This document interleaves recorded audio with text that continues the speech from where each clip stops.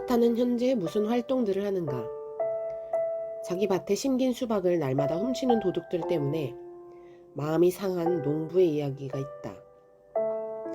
그는 결국 그 도둑들을 좌절시킬 수 있는 지혜로운 계획을 세웠다. 그는 수박 하나에 독을 주입한 후에 수박밭에 편말을 세워놓았다.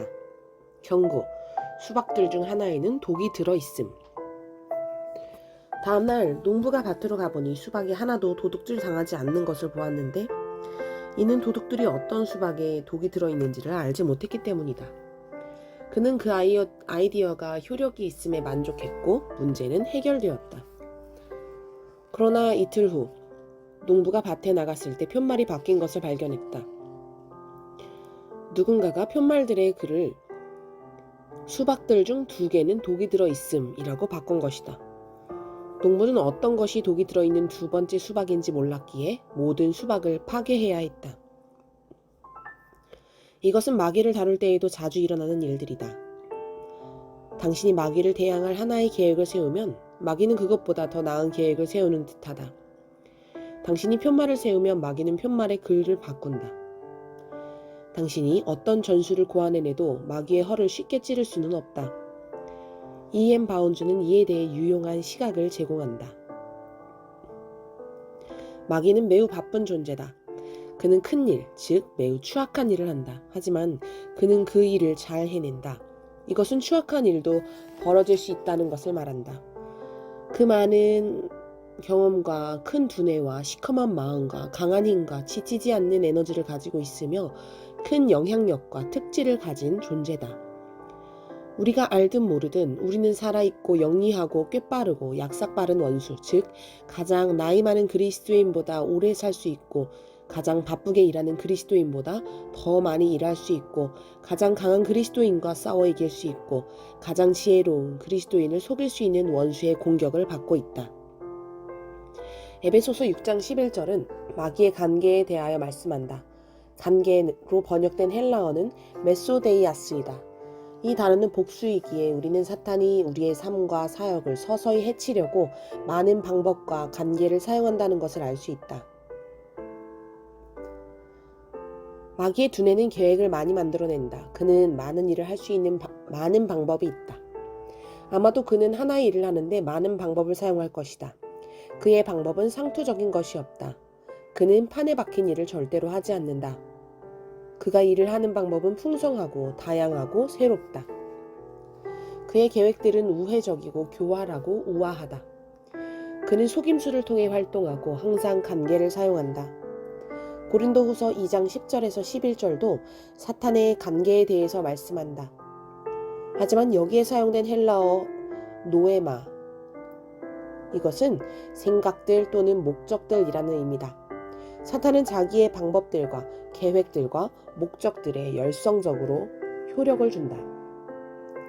성경은 사탄이 극악한 행동들을 많이 저지르고 있음을 명백히 말씀한다. 그는 파괴하고 속이고 좌절시키고 타락시키고 용기를 잃게 하고 왜곡한다.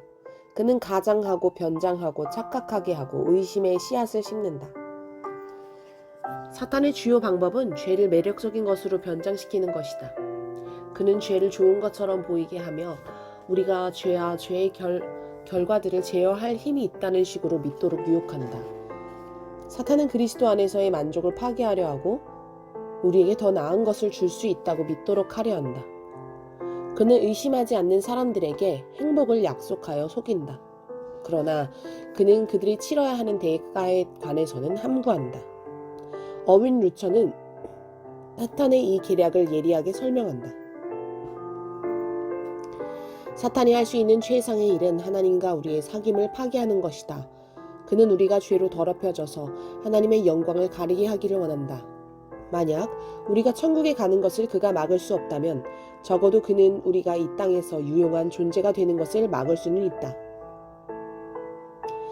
사탄은 우리가 필요한 것을 하나님보다 자신이 더 잘 공급해 줄 수 있음을 증명하기를 진정으로 원한다. 사탄은 우리가 자신을 따르면 더 큰 잠재력과 성취와 행복을 얻게 될 것이라고 주장한다. 그는 하나님께서 우리를 위해 하실 수 없는 것을 우리에게 해줄 것이다. 우리는 복을 받기 위해서 우리 자신을 낮출 필요가 있다. 없다. 우리에게는 죄를 자백할 필요가 없다. 전능자에게 순복할 필요가 없다. 우리가 필요한 것은 자신에게 열중하기와 스스로 동기를 부여하기와 자기의 목적을 이루는 것이다. 뱀은 이것이 우리 삶의 전부라고 속삭인다. 사탄이 가장 두려워하는 것은 하나님이 기뻐하시는 일을 행하는 그리스도인들이다. 사탄에게는 필적할 만한 것이 없다. 우리가 주님 안에서 기뻐하는 것은 원수의 행동을 대적하여 싸울 유일한 방법이다. 영국의 보육원을 건축하고 운영한 것으로 유명한 조지 물러는 매일 아침 기도하고 성경 읽는데 시간을 많이 사용했다. 그는 모든 그리스도인의 첫 의무는 자기의 영혼을 하나님 안에서 만족하게 하는 것이라고 믿었다. 뮬러는 매일 아침 자기의 영혼이 하나님 안에서 행복하게 될 때까지 주님과 어떻게 시간을 보냈는지 보여주었다. 주님 안에서 누리는 우리의 기쁨은 사탄이 제공하는 빛 좋은 개살구를 차단한다. 나는 사탄의 매우 많은 전술들을 설명할 수 있지만 여기서는 간략하게 열거하고자 한다. 거짓 철학을 선전한다. 거짓 종교들의 능력을 준다. 거짓 사역에 힘을 준다. 거짓 교훈을 만든다. 거짓 제자들을 심어놓는다. 정부에 나쁜 영향을 끼친다. 잃어버린 영혼들을 속이고 눈을 멀게 한다. 신자들이 박해를 받도록 선동한다. 하나님의 백성을 비방한다. 그리스도인의 사역을 방해한다. 분열과 불화를 부추긴다. 의심을 일으킨다. 죄를 짓도록 유혹한다. 분노하도록 유혹한다. 교만하도록 유혹한다. 자기를 의존하도록 유혹한다. 성적으로 타락하도록 유혹한다. 거짓말하도록 유혹한다. 좌절하도록 유혹한다. 이와 비슷한 사탄의 계략들도 참고하라. 사탄은 교활하게 속이는 자다. 사탄은 대적이다. 사탄은 모든 거짓의 압이다. 사탄은 비방하는 자다. 사탄은 시험하는 자다. 사탄은 죽이고 멸망시키러 오는 도둑이다. 사탄은 살인자다. 사탄은 악한 자다. 사탄은 믿지 않는 사람들의 마음을 어둡게 하는 자다. 사탄은 잃어버린 영혼들을 마비시키고 사로잡는다. 사탄은 자신을 광명한 천사로 가장하는 자다. 사탄은 삼킬 만한 자를 찾으러 지구를 두루 다닌다. 사탄은 믿는 자들을 속이기 위해 교활한 계략들을 세운다. 물론 사탄의 최대 속임수는 사람들로 하여금 자신들의 죄로부터 구원하실 예수 그리스도가 필요 없다고 믿도록 하는 것이다. 마귀에게 바보 취급당하지 말라. 이 큰 속임수에 빠지지 말라. 당신이 아직 그리스도를 믿지 않는다면 지금 영접하고 믿으라.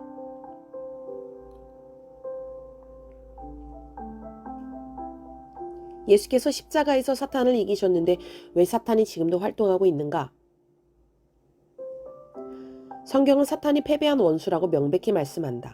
그의 머리는 승리의 왕이신 우리 주 예수 그리스도에 의해 십자가에 깨졌다. 신약은 이 사실에 대해서 충분하게 증거한다. 그러나 사탄이 패배한 원수가 확실하다면 어찌하여 아직도 영적 전쟁이 일어나고 있는지에 대한 매우 실제적인 물음이 일어난다. 사탄이 정복되었다면 왜 그는 아직도 얕잡을 수 없는 원수란 말인가? 존 스토트는 고전 그리스도의 십자가를 통해서 그리스도께서 사탄을 밟아 이기신 후에 여전히 우리가 영적 싸움을 하는 이유를 이해할 수 있도록 도와준다. 스토트는 신약이 확언하는 것은 예수님께서 십자가에서 마귀와 그를 따르는 모든 통치자들과 권세들을 공격하여 승리하셨다는 것이다. 라는 말로 그 책을 시작했다. 그러고서 사탄의 패배를 6단계로 노련하게 말했다. 1. 사탄의 패배는 에덴 동산에서 예언되었다. 2. 사탄의 패배는 예수님의 공생애를 통해 시작되었다. 3. 사탄의 패배는 십자가에서 성취되었다. 4. 사탄의 패배는 예수님의 부활 시에 확정되고 선포되었다. 5. 사탄은 교회가 사명을 감당할 때 계속 패배하게 된다. 6. 사탄의 패배는 그리스도의 재림 시에 완성된다. 히브리서 2장 14절에 따르면 사탄의 능력은 파쇄되었다. 그는 멸망당했다. 그리스도의 죽음과 부활은 사탄과 하나님 사이에 일어난 전쟁의 중요한 전환점이다. 데이비드 제로마이아는 이 흠이 있는 진리를 아름답게 설명해주는 이야기를 했다. 나폴레옹 보나파르트가 세상의 모든 왕국들을 정복하려 했을 때 탁자 위에 지도를 펼치고 특정 지역을 가리키면서 자기의 참모들에게 다음과 같이 말했다고 전해진다. 참모들이여, 이 붉은 점만 없으면 내가 세계를 정복할 수 있을 것이요. 그가 가리킨 붉은 점은 영국 제도였다. 영국 제도는 우방국들과 함께 벨기에의 워털루에서 나폴레옹을 쳐서 이겼다. 나는 사탄이 자기 부하들과 세계 정복에 관해 이야기할 때 그리스도께서 피 흘리신 갈보리의 붉은 꼭대기에 관해 나폴레옹처럼 말했을 것이라고 확신한다. 저 붉은 점이 없었다면 나는 세계를 다스릴 수 있었다. 그러나 그 붉은 점은 우리로 하여금 영적 전쟁에서 이기게 한다. 우리는 마귀를 두려워하는 삶을 살 필요가 없다. 우리는 예수님께서 이미 사탄을 완전히 이기셨다고 하는 진리로 무장하고 주님께서 우리에게 싸우라 하시는 전쟁에 참전만 하기만 하면 된다. 우리는 현재 십자가와 빈 무덤에서의 승리의 성취와 승리의 선포와 및 예수님의 재림 시에 있을 승리의 현실화 사이에 막간에 살고 있다. 어윈 루처는 사탄의 상황을 다음과 같이 묘사했다. 사탄은 현재 풀려난 상태다. 그는 마지막 심판 때까지 공중을 배회하도록 허락받았다. 불못에 던져지는 형벌은 연기되었을 뿐이다. 판결문은 이미 낭독되었다. 우리는 하늘에서 번개가 떨어지는 것을 보았다. 이제 천둥이 칠 차례다. 번개는 갈보리 언덕에 떨어졌다. 천둥은 그리스도께서 다시 오실 때 칠 것이다. 예수께서 이르시되 사탄이 하늘로부터 번개같이 떨어지는 것을 내가 보았노라. 우리의 현재 사명은 잃어버린 영혼들을 빛으로 인도할 때 우리가 더 광범위해짐을 보는 것이다. 존 스토트는 그러므로 모든 회심은 마귀가 쥐고 있던 모든 사람의 삶을 능력 대결로 풀어놓도록 하는 것과 그리스도의 뛰어난 능력이 드러나게 해준다라고 말했다. 그리고 그는 다음에 말을 이어갔다. 예수님의 비유를 빌리자면 이제 그 강한 자는 무장 해제되고 결박되었다. 우리가 그의 왕국을 급습하여 그의 소유물들을 노략질할 때가 됐다. 하지만 이것은 그리 단순하지 않다. 비록 마귀가 패배했지만 그는 패배를 인정하지 않았다. 비록 그가 타도되었지만 아직 제거되지는 않았다. 실제로 그는 강한 힘을 계속 휘두르고 있다. 그래서 우리는 우리의 신학과 경험에서 공히 긴장감을 느끼는 것이다. 마귀는 패배했고 폐위되었다. 하지만 자기의 최후 심판이 가깝다는 것을 알기에 더욱 분노하고 있다. 사탄은 정복당한 원수지만 싸움을 하지 않은 채로 포기하지 않을 것이다. 그는 무적행에 1000년 동안 갇히게 될 때까지 하나님과 그 백성을 계속 대항할 것이며 마지막에는 불못에 던져질 것이다. 사탄은 육체의 질병과 아픔을 일으킬 수 있는가? 성경은 여러 곳에서 사탄과 귀신들이 사람들에게 육체적 질병을 가져다 줄 수 있다고 말씀한다. 가장 먼저 기록된 성경에서 욥은 사탄에 의해 무시무시한 질병에 걸려 고통받았다. 사탄이 여호와께 대답하여 이르되 가죽으로 가죽을 바꾸오니 사람이 그의 모든 소유물로 자기의 생명을 바꾸올지라. 이제 주의 손을 펴서 그의 뼈와 살을 치소서. 그리하시면 틀림없이 주를 향하여 욕하지 않겠나이까? 여호와께서 사탄에게 이르시되 내가 그를 내 손에 맡기노라. 다만 그의 생명은 해하지 말지니라. 사탄이 이에 여호와 앞에서 물러가서 욥을 쳐서 그의 발바닥에서 정수리까지 종기가 나게 한지라. 욥이 재 가운데 앉아서 질그릇 조각을 가져다가 몸을 긁고 있더니. 욥기 2장 4절에서 8절 말씀. 사탄은 오직 하나님의 허락하심을 받아서 욥을 괴롭혔으며 욥의 생명을 건드리는 것은 할 수 없었다. 하지만 그는 욥에게 무시무시하고 고통스러운 질병을 가져다 줄 힘이 있었다. 복음서들에는 귀신들에 의해 발병한 질병들에 관한 여러 다른 사례가 있다. 말 못함. 그들이 나갈 때 귀신 들려 말 못하는 사람을 예수께 데려오니 귀신이 쫓겨나고 말 못하는 사람이 말하거늘 무리가 놀랍게 여겨 이르되 이스라엘 가운데서 이런 일을 본 적이 없다 하되. 눈 멀고 말 못함. 그때 귀신 들려 눈 멀고 말 못하는 사람을 데리고 왔거늘 예수께서 고쳐주심에 그 말 못하는 사람이 말하며 보게 된지라. 귀 먹고 말 못함, 간질. 예수께서 무리가 달려와 모이는 것을 보시고 그 더러운 귀신을 꾸짖어 이르시되 말 못하고 못 듣는 귀신아 내가 내게 명하노니 그 아이에게서 나오고 다시 들어가지 말라 하시매 귀신이 소리 지르며 아이로 심히 경련을 일으키게 하고 나가니 그 아이가 죽은 것 같이 되어 많은 사람이 말하기를 죽었다 하나. 육체의 불구. 18해 동안이나 귀신 들려 앓으며 꼬부라져 조금도 펴지 못하는 한 여자가 있더라. 그러면 18해 동안 사탄에게 매인 바 된 이 아브라함의 딸을 안식일에 이 매임에서 푸는 것이 합당하지 아니하냐. 장차 올 환란의 때는 5달 동안 귀신의 영들이 고통스러운 육체의 질병으로 신자들을 괴롭힐 것이다. 로버트 딘과 토머스 아이스는 우리로 하여금 사탄과 질병에 관하여 숙고하게 하려고 이 중요한 단서를 덧붙여 말했다. 비록 질병이 귀신들 때문에 발생할 수 있다 해도 사탄은 여전히 하나님께서 창조하신 생물학적 법칙 안에서 역사해야만 한다. 이 질병들은 의사들을 어리둥절하게 하는 신비스러운 질병이 아니며 이교 안에서 일어나는 마술적 주문 때문에 추방되는 것도 아니다. 사탄에 의해 발생한 질병은 태어날 때 가지고 나온 질병의 병리를 전부 가지고 있다. 선천적 질병을 치료하는 데 사용되는 치료법은 사탄이 가져다준 질병을 치료하는 데도 사용된다. 또한 우리는 사탄이 하나님의 주권 밖에서 역사할 수 없다는 것을 항상 기억해야 한다.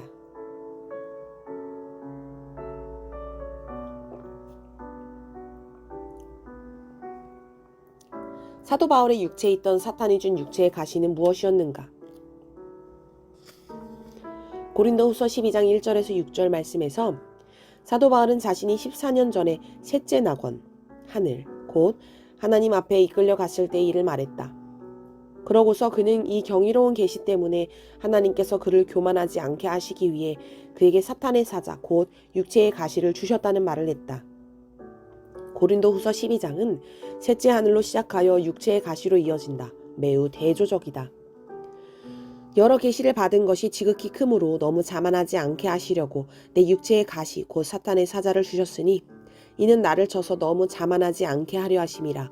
이것이 내게서 떠나가게 하기 위하여 내가 3번째 주께 간구하였더니 나에게 이르시기를 내 은혜가 내게 족하도다. 이는 내 능력이 약한 데서 온전하여짐이라 하신지라. 그러므로 도리어 크게 기뻐함으로 나의 여러 약한 것들에 대하여 자랑하리니 이는 그리스도의 능력이 내게 머물게 하려 함이라. 고린도후서 12장 7절에서 9절 말씀. 가시라는 단어는 매우 사실적이다. 이것은 가시처럼 작고 뾰족한 물체를 가리키는 데 사용될 수 있으며 말뚝처럼 크고 뾰족한 물체를 묘사하는 데 사용될 수도 있다. 이것은 바울을 괴롭혔던 것이 무엇이었던지 간에 그것이 바울에게 고통을 준 것의 특징을 강조한다. 이것은 마치 그의 몸에 말뚝이 박히는 것과 같았다.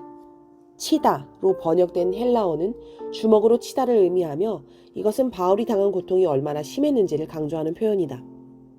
바울의 몸에 있던 가시가 무엇인지에 관하여는 크게 3가지 견해가 있다. 첫째로, 어떤 사람들은 이 가시가 바울을 여러모로 괴롭히기 위해서 바울에게 특별히 파송된 귀신의 영, 사탄의 사자라고 믿는다. 둘째로, 다른 사람들은 고린도에서 바울을 비방했던 무리, 곧 고린도인들로 하여금 바울을 대적하도록 사악하게 부추겼던 사람들이 그 가시로 일컬어졌다고 믿는다.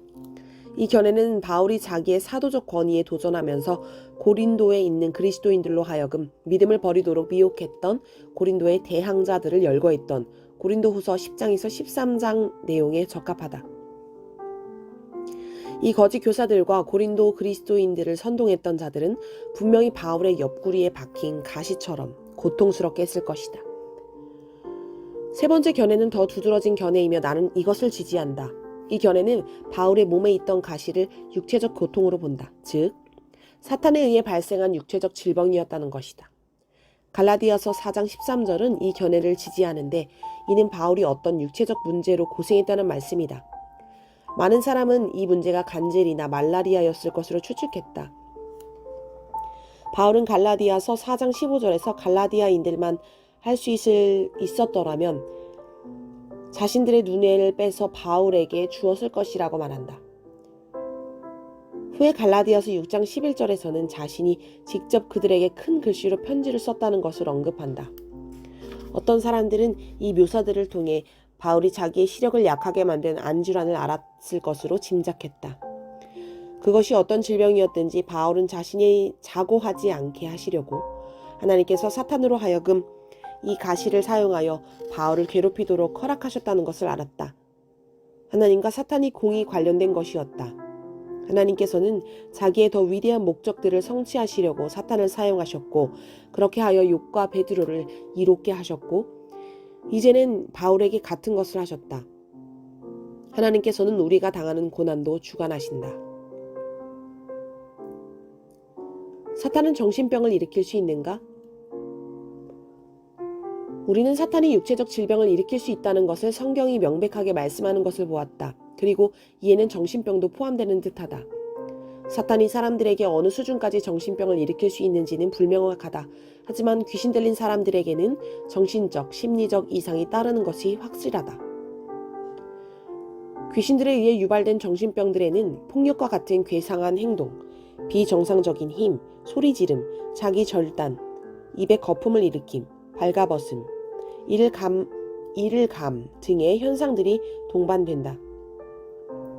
마태복음 17장 15절에서 18절에는 귀신들이 한 사람의 정신을 완전히 잃게 했다.